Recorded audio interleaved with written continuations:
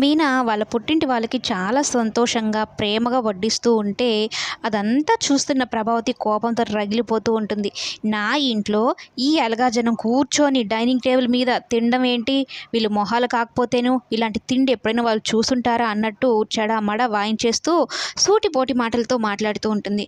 నోట్లో ముద్ద పెట్టుకోకుండానే ప్రభావతి మాటలకైతే చాలా బాధపడిపోతుంది పార్వతమ్మ.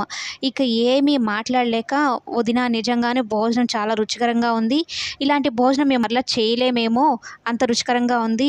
అదేంటో 2 ముద్దలు నోట్లో పెట్టుకోగానే అలా కడుపు నిండిపోయిందని" చెప్పేసి దండం పెట్టి వెళ్ళిపోతూ ఉంటారనమాట. సత్యం అదంతా చూసి చాలా కోప్పడిపోతాడు. "నువ్వు మనిషివేనా ప్రభావతి? ఇలా మాట్లాడతావా అసలు? ఇంటికొచ్చిన అతిథుల్ని ఇలా మాట్లాడతావా? అమ్మా, నేను ప్రభావతికి పెళ్ళైనప్పటి నుంచి గడ్డి పెట్టినట్టున్నానమ్మా. అందుకే పశువులాగా బిహేవ్ చేస్తుందనైతే మాట్లాడుతూ ఉంటాడు. నేనేమన్నానని?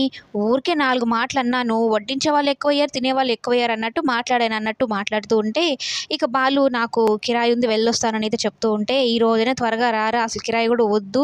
ఈరోజు శాంతి ముహూర్తం కదా" అంటే ఈ బాలు ఏమంటాడంటే, "ఏంటమ్మా, జీవితంలో ఒక్కసారి జరుగుతుంది ఫస్ట్ నైట్. కానీ మీరు వారానికి ఒకసారి చేస్తున్నారు. ఏదో వారానికి సండే ఒక్కరోజు వచ్చినట్టుగా ప్రతిరోజు శాంతి ముహూర్తం అన్నట్టు చెప్తూ ఉంటే, ఇక మీనాని బతిమలాడుకుంటాడు.